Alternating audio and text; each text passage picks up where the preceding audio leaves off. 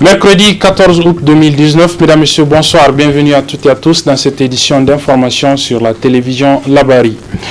Débutons par le Hajj 2019 qui s'achève pour ces plus de 2 millions et quelques de pèlerins du monde entier qui sont donc retrouvés sur les terres saintes de l'Arabie Saoudite pour accomplir le 5e pilier de l'islam, fin de Hajj, non sans difficulté comme à l'accoutumée pour les pèlerins nigériens. Cette année également, le sempiternel problème de la restauration des pèlerins nigériens au niveau de Mina s'est posé. Faisons le point dans ce reportage de notre confrère de la télévision Bonferré, Ibrahim Hierro. Mina en Arabie Saoudite, à 23h47 local, 21h47 à Niamey, nous sommes alertés par un message sur les réseaux sociaux dénonçant la restauration des pèlerins. À 0h30, nous sommes au bureau 50 incriminés. Justement, nous y trouvons des pèlerins en train de manger et des gens qui distribuent le dessert. D'autres ont déjà dormi avant que le repas n'arrive. Ce pèlerin nous confie que le retard des repas a commencé dès leur arrivée à Mina. Depuis le premier jour, on a eu des problèmes par rapport à la nourriture. Il y a eu toujours des retards. Ici à Mina, au niveau du bureau 50. Et généralement, vous dînez, déjeunez à quelle heure environ? Là, on n'a pas des heures fixes. Et regardez bien aujourd'hui, c'est un exemple palpable. Nous sommes à minuit 42. On est en train de distribuer à manger à minuit 42. Au même bureau 50, il y a pire. Plus de 500 pèlerins nigériens n'ont pas eu de tente. Les uns dorment sous la clémence d'un pont, les autres dont des femmes à la belle étoile. Dr Yacouba Soumana est propriétaire d'une clinique privée très réputée à Niamey. Ici à Mina, il se ferait difficilement un chemin pour atteindre sa couchette sous le pont. Les habits accrochés à une grille.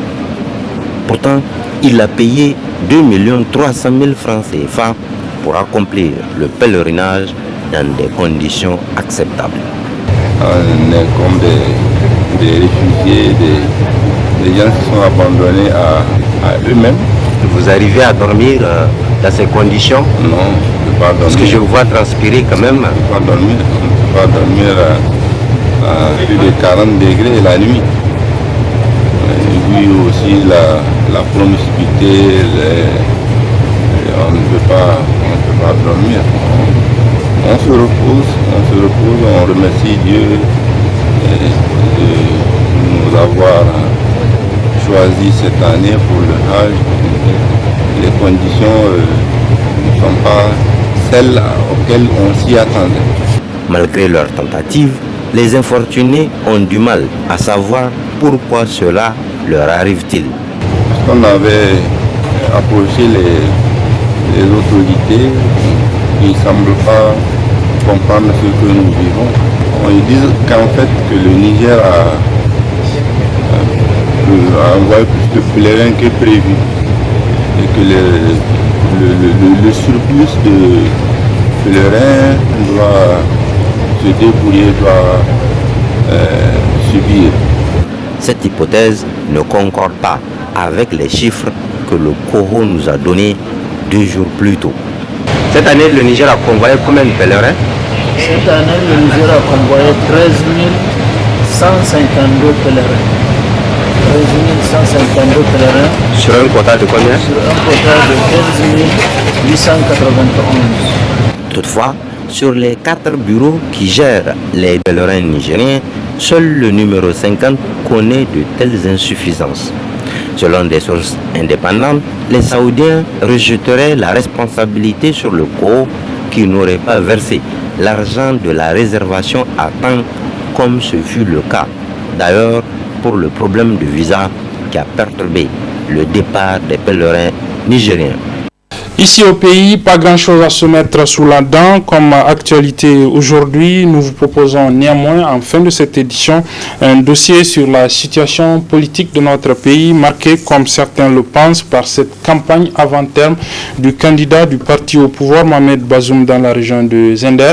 Mais en attendant, nous vous proposons 2 reportages. Le premier porte, lui, sur l'ambiance qui règne dans les différents marchés de la capitale Niamey, 2 jours après la fête de Tabaski. Le reportage est signé Sadou Doumi et Nafissa Zakou. L'ambiance n'est pas au rendez-vous dans les marchés après la fête de Tabaski. Cette situation est due au prix inchangé des aliments, notamment les légumes, comme en attestent ses revendeurs.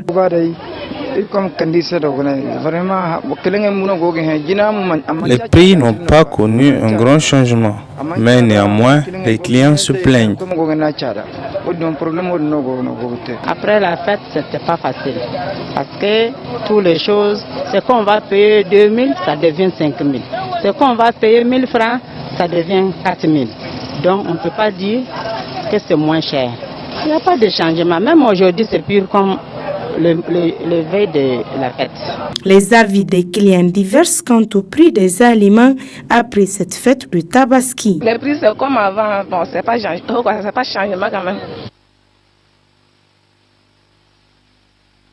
Bon, après la fête, bon, aujourd'hui que je suis venu, bon, j'ai vu que bon, ça a diminué un peu, quoi. Vous voyez, donc, en fait, peut-être qu'avec le temps, ça va s'améliorer encore plus. Ils mettent les produits chimiques avec, quoi. Vous voyez, donc, bon, en fait, ça peut amener des choses, quoi, par rapport à la santé, quoi. Vous voyez un peu ce que, donc, si l'État peut penser à ça, bon, pour pouvoir diminuer un peu les produits chimiques dans les aliments, ça serait bon, quoi. L'un dans l'autre, les autorités doivent revoir les prix des aliments compte tenu de la morosité économique du pays, mais aussi pour permettre à la ménagère de bien remplir son panier sans aucune difficulté. Le deuxième reportage lui porte sur un phénomène qui inquiète de plus en plus au niveau de la capitale Niamey. Il s'agit de ces machines à sous, jadis l'apanage des personnes âgées qui s'y adonnent dans les différents casinos de la capitale. Et bien, ces machines à sous sont désormais à la portée des jeunes enfants dans les quartiers notamment périphériques de la ville de Niamey. Constate dans ce reportage d'Aboubacar Souley et Abdulrazak Hamidou. C'est la nouvelle attraction dans les différents quartiers de Niamey, communément appelé jackpot pour enfants. Ces nouvelles machines à sous est un vrai moment de détente pour les enfants. Mais à quel prix? Pour ceux qui les commercialisent, c'est un moyen pour s'en sortir et gagner de l'argent. Bon, comme je c'est de Albert Mogon Kankaga Dandan. Bon, 100 francs no Bogadal. C'est une nouveauté qui s'est installée. C'est une bonne chose pour les enfants car ils arrivent à s'amuser. Et quand ils ont des pièces, ils viennent mettre et même les grands viennent. C'est 100 francs par passage.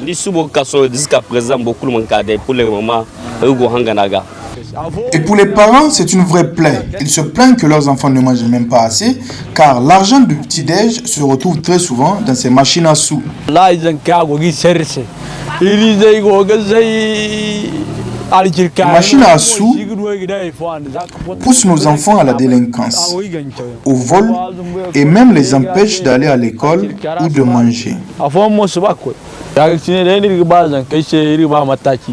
Ces machines à sous miniatures concourent à beaucoup faire des enfants de vrais voleurs, car en voulant jouer sans argent, se retrouvent, pour certains, obligés de dérober les sous de leurs parents, comme l'a confié l'une des personnes que nous avons approchées pour le besoin de ce reportage. Voilà, le dossier pour refermer ce journal, comme je le disais, est consacré à la situation politique dans notre pays. Elle est marquée, comme vous le savez, par la campagne avant terme, en tout cas, même si ce n'est pas officiel, du candidat au parti Mohamed Bazoum dans la région de Zender notamment, alors que des partis politiques de l'opposition comme de la majorité, le Modern F.A. Lumana et le MPR Jambouria notamment, eux sont secoués par une crise de leadership. Élément de réponse dans ce dossier signé Ali Sissé Ibrahim et Halidou Brema. Très bonne réception et bonne suite des programmes. La vie politique de notre pays est pleine de soubresauts. Et ce n'est pas le parti MPR, Jamhoura et Lumana qui diront le contraire pour avoir été secoués par des frondes internes de nature à déstabiliser leur cohésion. Cependant, deux partis politiques occupent le devant de la scène politique actuellement. Le mouvement démocratique nigérien pour une fédération africaine avec Hamma Ahmad qui persiste à dire qu'il est candidat pour les élections présidentielles de 2021. Et de l'autre côté, le PNDS avec Bazoum Mohamed qui, à tout croire, est déjà entré en campagne. Une situation qui a suscité cette réaction à l'analyste politique Ousseini Issa. On est à la limite dans un contexte où on ne peut pas véritablement parler de démocratie qui fonctionne. Parce que dans une démocratie qui fonctionne, c'est que le chef de file de l'opposition, ou du moins le camp de l'opposition, est là pour pouvoir. On a vu pendant un certain nombre de temps que le pouvoir, de manière systématique, empêchait aux opposants de manifester. Des manifestations pacifiques étaient interdites. Tout comme la société civile, c'était le cas.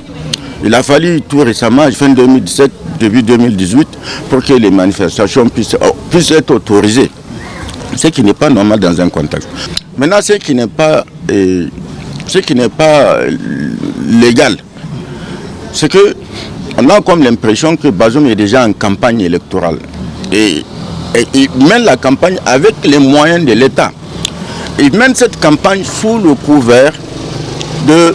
Parce que quand je suis un peu la télé, chaque fois, on dit qu'il a une mission en région. Il a une mission, mais quand il vient en mission, c'est des foules. C'est des foules qui sortent pour l'acclamer avec des meetings qui se tiennent.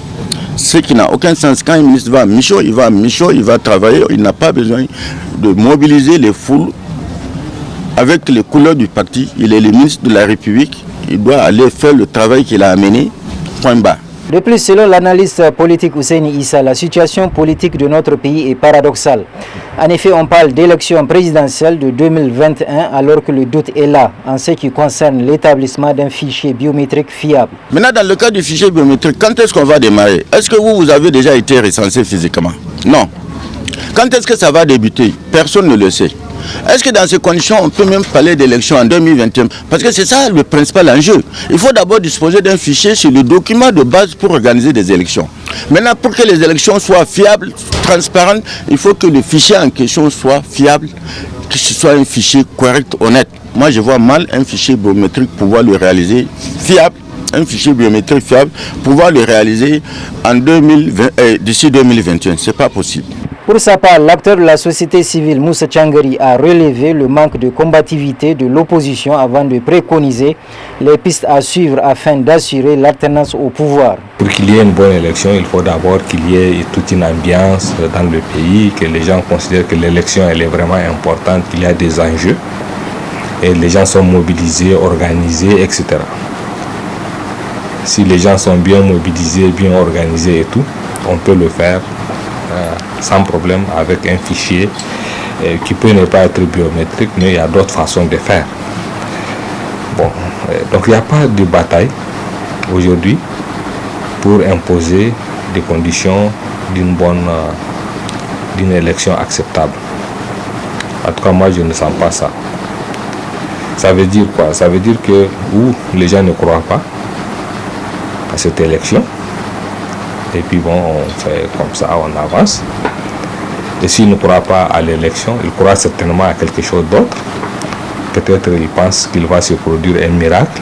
Sinon, quand on voit cette classe politique-là, ces gens, comment ils sont en train de faire, vous avez encore des gens qui sont derrière eux. Ils sont vraiment chanceux. Il y a encore du monde derrière parce qu'en fait, il n'y a pas d'autres qui essayent de créer une nouvelle offre politique. Et mon appel est très clair. Pour moi, nous sommes tous interpellés. Nous devons faire quelque chose. Nous ne pouvons pas regarder les choses aller comme elles sont en train d'aller. Nous devons nous organiser, nous devons réfléchir, sortir une nouvelle offre politique, aligner, pourquoi pas, de nouvelles figures qui vont aller dans une compétition future, notamment en 2021 déjà. Enfin, beaucoup d'analystes politiques s'accordent à dire que la vie politique de notre pays est dynamique. Mais le plus important demeure le peuple qui mérite d'avoir des dirigeants intègres et compétents, résolument tournés vers le développement du pays.